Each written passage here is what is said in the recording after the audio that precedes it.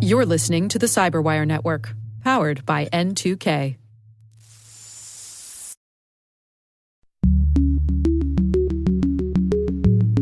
In response to your feedback, we're now offering the Caveat newsletter, a single weekly digest of news and analysis previously covered in our pro-policy, privacy, and disinformation briefings. If you're already a pro subscriber, thank you. You'll have access starting this week. And for everyone else, visit cyberwire.com/pro and sign up today.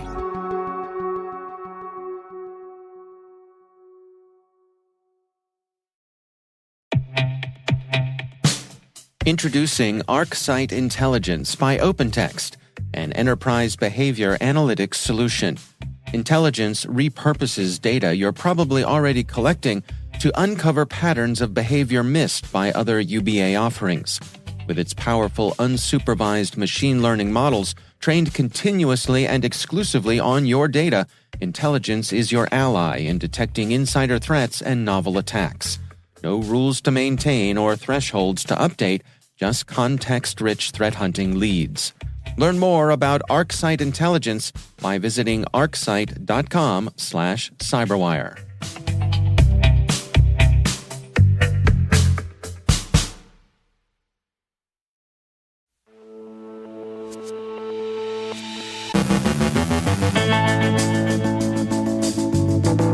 Double-tapping ransomware hits the same victim twice. Exim mail servers are found exposed to attack. Iran's OilRig deploys Menorah malware against Saudi targets. North Korea's Lazarus group targets a Spanish aerospace firm. Update your ransomware scorecards. LostTrust is a rebrand of MetaEncryptor. Increased domestic surveillance in Russia, done partly so propaganda can be more effectively targeted. Killnet claims to have hit the British royal family with a DDoS attack. Michael Denning, CEO at SecureG for Blu Ventures, shares developments in Zero Trust as part of our Industry Voices segment. Rob Boyce from Accenture Security talks about dark web threat actors targeting macOS. And Cybersecurity Awareness Month begins this week.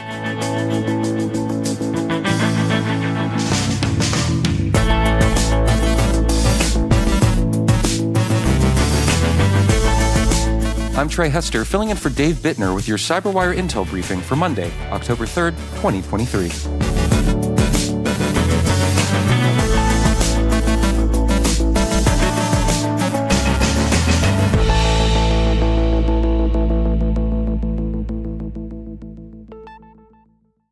The U.S. Federal Bureau of Investigation has issued a private industry notification outlining emerging trends in ransomware attacks, including, quote, multiple ransomware attacks on the same victim in close date proximity and new data destruction tactics in ransomware attacks, end quote. The Bureau notes that this use of dual ransomware variants resulted in a combination of data encryption, exfiltration, and financial losses from ransomware payments. Second ransomware attacks against an already compromised system could significantly harm victim entities. Ransomware variants involved in these attacks include Avos Locker, Diamond, Hive, Karakurt, Lockbit, Quantum, and Royal. Bleeping Computer reports that millions of Exim mail servers are exposed to a zero-day flaw that can allow an unauthenticated attacker to perform remote code execution. According to Trend Micro's zero-day initiative, quote, the specific flaw exists within the SMPT service, which listens to TCP port 25 by default. The issue results from a lack of proper validation of user-supplied data, which can result in a write past the end of a buffer. An attacker can leverage this vulnerability to execute code in the context of a service account. End quote. ZDI also notes that given the nature of the vulnerability, the only salient mitigation strategy is to restrict the interaction with the application. Bleepy Computer says that more than 3.5 million Exim servers are currently exposed to the internet. Trend Micro says the Iran-aligned threat actor APT34, also known as OilRig or Helix Kitten, is using a new strain of malware called Menorah to conduct cyber espionage. The researchers observed the malware delivered via a spear phishing attack that targeted a Saudi Arabian entity. Menorah appears to be a new variant of the side twist backdoor.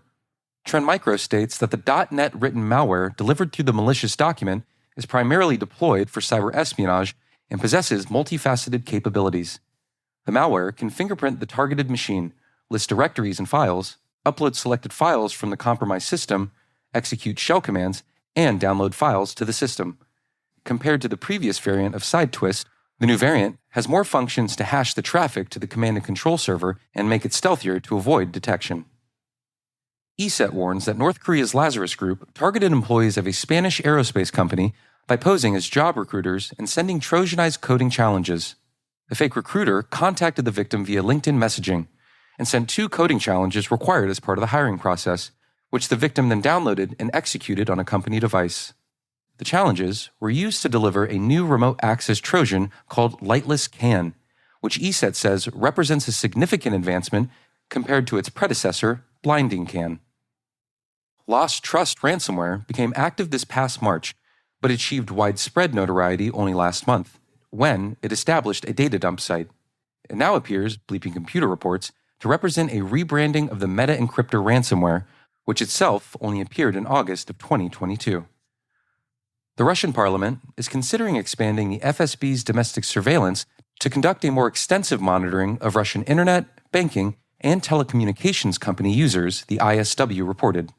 The surveillance would extend beyond simple intrusion and monitoring, and would amount to full control of databases, with the FSB authorized to remotely access, edit, and delete information in Russian private businesses' databases. The Russian tech sector, including Yandex, opposes the measure on the grounds that FSB activities would render data less secure. The Institute for the Study of War reports that Russian First Deputy Presidential Chief of Staff Sergei Kiryenko had engaged the not-for-profit organization Dialogue to categorize Russian internet users, to tailor its messaging to their beliefs, interests, and dispositions. The categories, developed from both user data and information from government agencies, classify the users by profession, interests, and political beliefs, and specifically orients false news about the war in Ukraine and pro-war narratives toward Russian military personnel, relatives of military personnel, and civil servants. The dialogue also sorts users as loyal or disloyal. The classification and subsequent targeting seems to derive from Dialogue's inability to develop unified and clear narratives that would appeal to the Russian public as a whole. Targeted messaging could also serve to promote self-censorship. The British royal family's official website went down Sunday due to a DDoS attack, Sky News reports. No data was lost, and services on the site were restored within hours.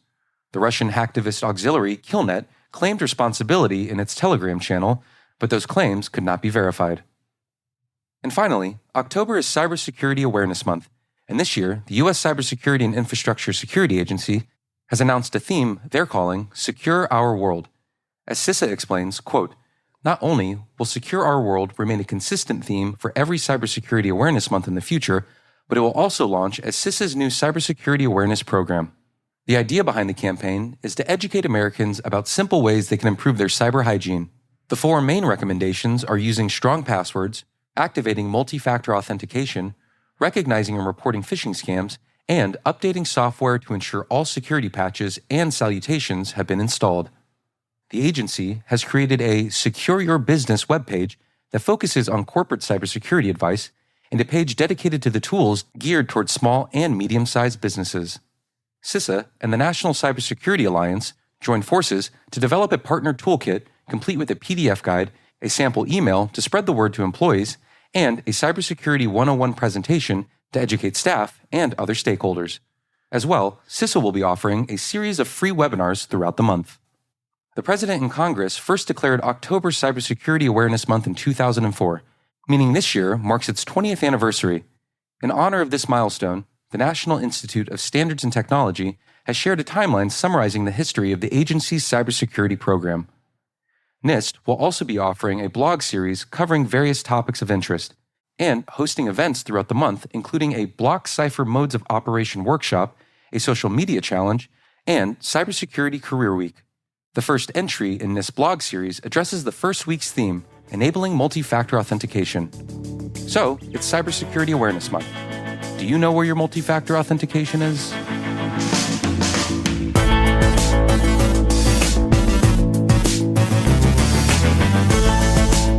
Coming up after the break, Rob Boyce from Accenture Security talks about dark web threat actors targeting macOS. And as part of our sponsored Industry Voices segment, Michael Denning, CEO at SecureG for Blu Ventures, shares developments in Zero Trust. Stick around.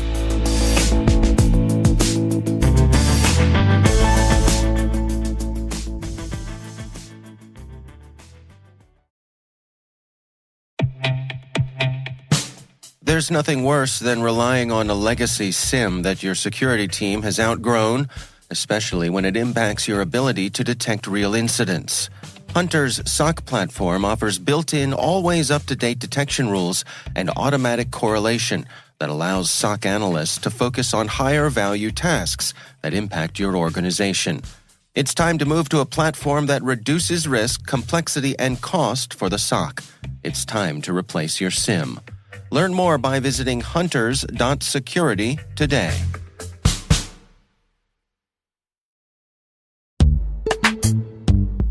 This episode is supported by Code Comments, an original podcast from Red Hat. Be honest, do you comment your code?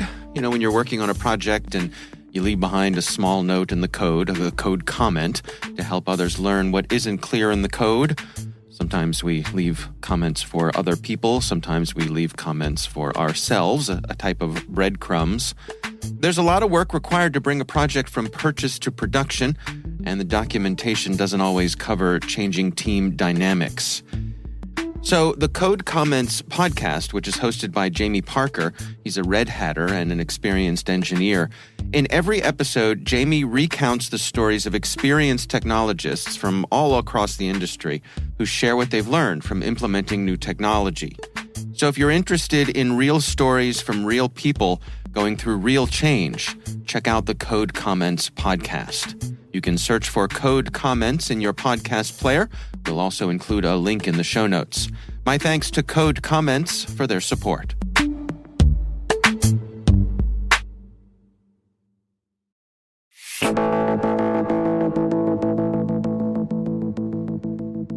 Mike Denning is CEO at SecureG, provider of cloud-native PKI for Zero Trust.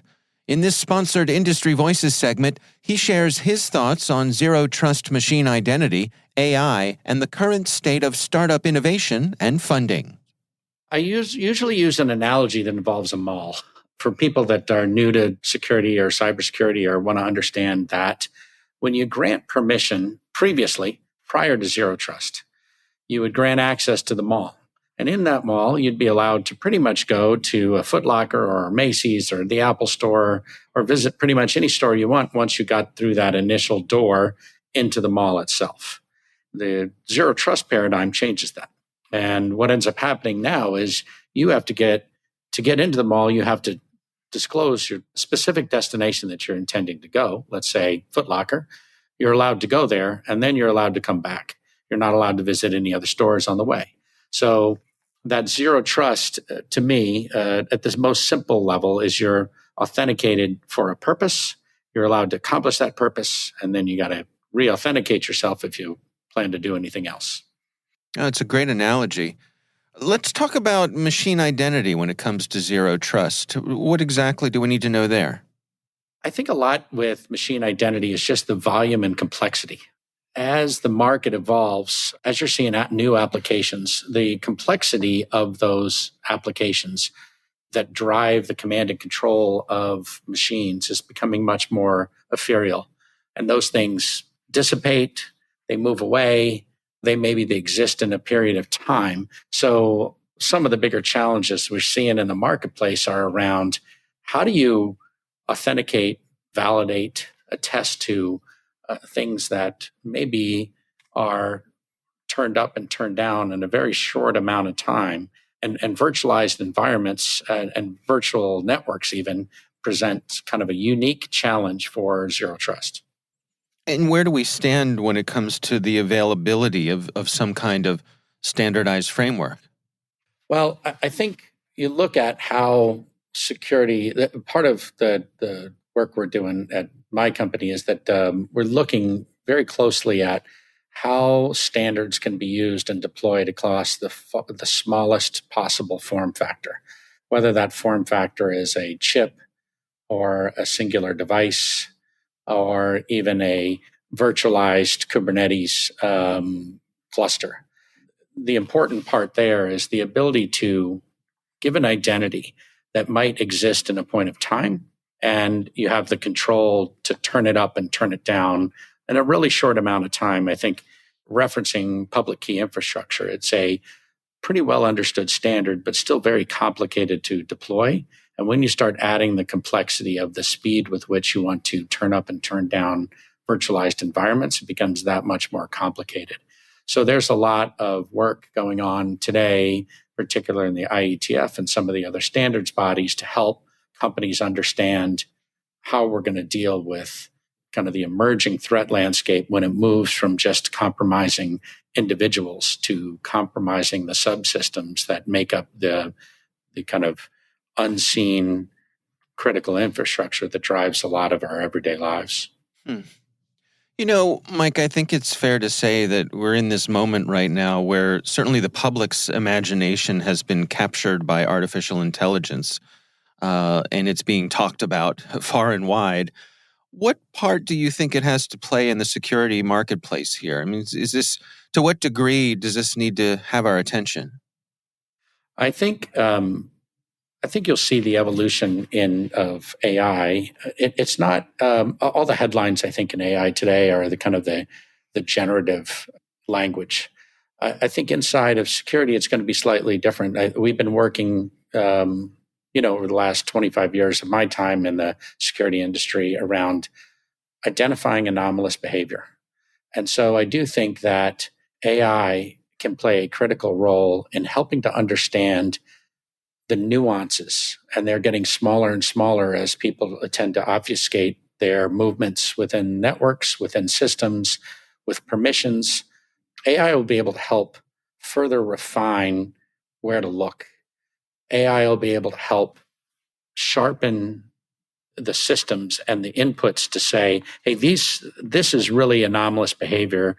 This should focus your attention, because it's always been, for us in the security industry, the challenge of finding the needle in the haystack of needles, right? And so I really think AI will be help to inspect things in a much more granular level and bring those to the top.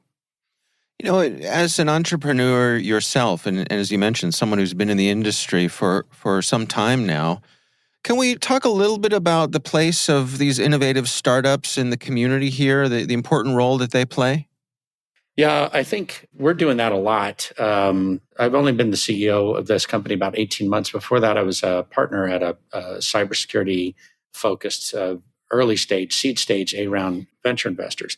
There's a lot, I think, for folks that have a good idea in the cybersecurity space. There's a lot of excitement and helping hands, if you will, that want to see us as entrepreneurs in the cybersecurity space succeed. And I think you see hubs of those, whether it's, I'm in the Washington, D.C. area, so you get a lot of public sector expertise fighting nation state attacks. But you see it across, Silicon Valley and Boston and New York. I think these the events like the one that our Blu is putting on later this month, that's going to be, we get a lot of people. There's just excitement, right? You want to see what's next. Those are the kind of things that are going to be really bringing entrepreneurs with savvy tech investors with a support system to do it, I think is what's required. I think the other challenge really right now is capital for investing in these early stage companies across the board is taking a pause, right? There's still a lot of opportunity for early stage startups, but I think you're seeing kind of check sizes are a little smaller. People want to see a little more traction for some of the most innovative companies. They want to see customer one. They used to be okay with an idea. Now they want to see customer 1, 2, or 3 signing off to that. So I think it's pretty interesting what's happening. It's causing entrepreneurs to sharpen the pencils a little bit. I think we're starting to see more fractional work. We've kind of gone from quiet quitting to, I think a lot of fractional talent. So whether it's software developers or finance professionals, legal professionals have tended to always be in this fractional type role until the companies get bigger. But I think that's the thing that we're seeing is that, having the right person, even 20% of their time is better than having 100% of the wrong person's time. So I think that's the other thing we're seeing. That's kind of the post-COVID, quiet quitting combined with the people are having to get smarter and a little stingier with their deployment of capital.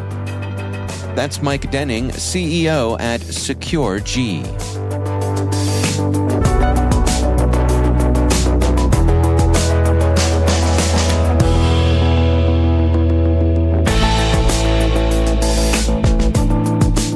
thank you again to Michael Denning for joining us. He's appearing on behalf of the Blu Cyber Venture Forum. You can find details for the conference through the link in our show notes.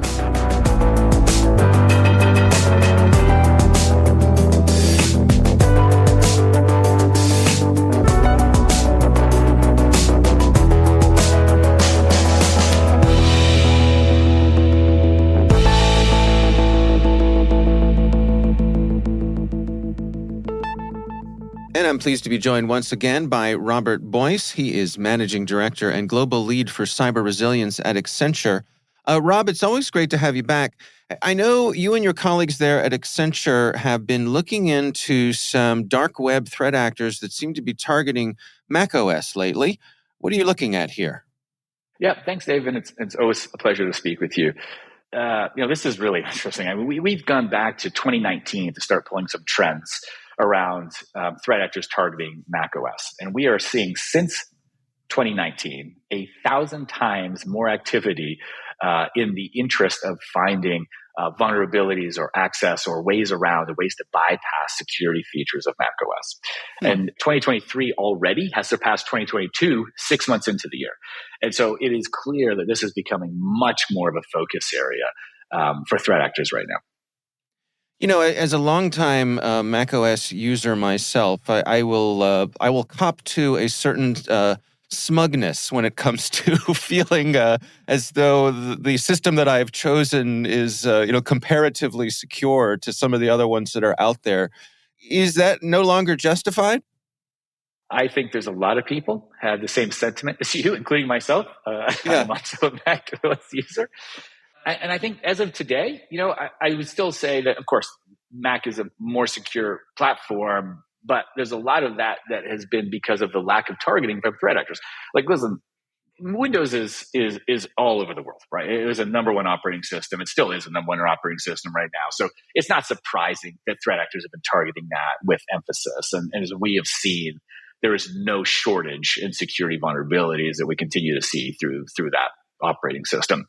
I think what we're really saying now is we need to be more mindful that concept of buy a Mac and be secure is going to be a little less certain, right? Like we are absolutely seeing threat actors on the dark web advertise for wanting to buy either exploits that will bypass critical security features of macOS, such as Gatekeeper or TCC, transparency consent controls, and they're offering. We've seen one offer for $500,000 to be able to get an exploit or a bypass of macOS Gatekeeper. We've seen other offers for up to $1 million for a similar exploit available on the platform. So we know that the demand now is there. Which I think will follow the demand is going to be the very talented hackers that will start to produce the content to meet this demand. And this is where we really haven't seen. The focus has just not been there in the past, but we are now seeing threat actors have a much higher focus on being successful in this space. How much of this is a sense of, the folks who tend to use macOS are being specifically targeted? In other words, is the value coming from the folks who are using these systems, or is the value coming from the fact that these vulnerabilities are fewer and farther between, or is it a blend of both? I remember reading a report a little while ago that estimated, I think this was in 2020, 23% of corporate devices are now running on macOS. And that was 2-3 years ago. So I am sure it's more than 25% at this point. So you can start to see it's not just maybe targeting the people who are using them as much as it is now of consequence in an enterprise. And if we want to think about being able to cause maximum disruption or be able to obtain maximum foothold within an environment, we need to now consider macOS to be part of that enterprise solution. So I just think it's a shift over time of organizations adopting this technology that is now pushing threat actors to have more of a focus in that area. And so what are your recommendations here for organizations who have macOS systems installed? Should they have a heightened sense of vigilance? I think people now need to start understanding that the what we did think, as you said earlier, like what we thought before to be true where macOS was less targeted, impenetrable. We should now reframe that thinking to think about, our macOS systems to be similar to any other IT system we have within our enterprise, and it needs to be protected the same. Organizations need to keep watch in this space. Right? They need to make sure that they're up to speed on their threat intel that's coming in, or if they have a dark web search team, that this is now part of their collection requirements to really continue to keep focus on what is happening in this space. Because I promise it's going to go from we haven't seen this to overnight we will see a significant impact. And then because we're going to have very, very smart hackers creating this content, that knowledge will start trickling down to the next level. And then we will see more and more focus in this space, especially when people are offering $500,000 to $1 million for a single exploit. And we have already started to see threat actors selling macOS exploitation capabilities already. So we know it's happening. We've also seen Lockbit 3.0 start to talk about creating ransomware for macOS systems in particular. Now, we haven't seen it in the wild yet, but they have, agreed that they have confirmed that they are developing and testing. So it will just be a matter of time, I think, until we start seeing more exploitation in the macOS space. All right. Well, Rob Boyce is Global Lead for Cyber Resilience and Managing Director at Accenture. Rob, thanks so much for joining us.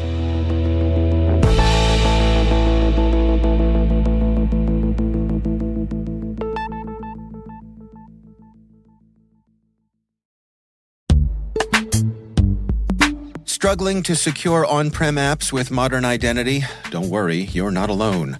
Join industry leaders from Fortune 500 organizations to secure your apps on any cloud with any IDP, regardless of your environment's complexity. Meet Strata's identity orchestration platform, Mavericks. Say goodbye to the headaches of app refactoring and legacy tech debt. With identity orchestration, you can modernize legacy apps to use MFA or passwordless authentication in a few weeks, migrate from one IDP to another, and so much more without changing the app. No matter your IAM use case, Strata extends the value of your current identity investments. And the best part? You can try it for free today. Visit strata.io/cyberwire to share your biggest identity challenge, and they'll hook you up with a complimentary pair of AirPods Pro. Don't miss out. Visit strata.io/cyberwire. That's strata.io/cyberwire.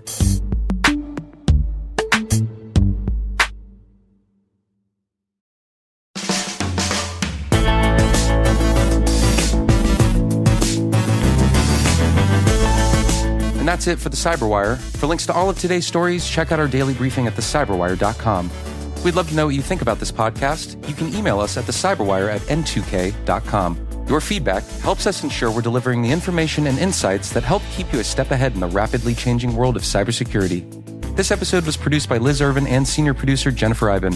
Our mixer is me, with original music by Elliot Peltzman. The show is written by our editorial staff.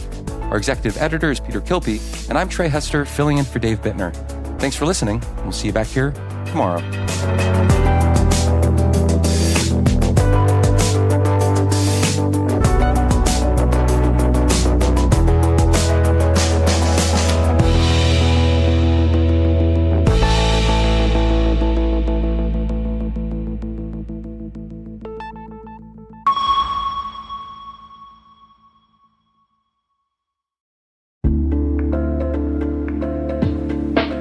And now, a word from our sponsor, SpyCloud, the cybercrime analytics leader. SpyCloud disrupts cybercrime by telling you what criminals know about your business and your customers, so you can take action to prevent ransomware, session hijacking, account takeover, and online fraud. SpyCloud constantly recaptures and analyzes new data from the criminal underground, including credentials, session cookies, and PII siphoned from malware-infected devices. With knowledge of the specific exposed data criminals have in hand from InfoStealer malware on managed and unmanaged devices, security teams can respond with a more efficient and effective process called post-infection remediation that fits seamlessly into existing incident response frameworks. Get SpyCloud's post-infection remediation guide outlining the 7 steps for preventing a malware infection from becoming a full-blown ransomware incident. visit spycloud.com/cyberwire.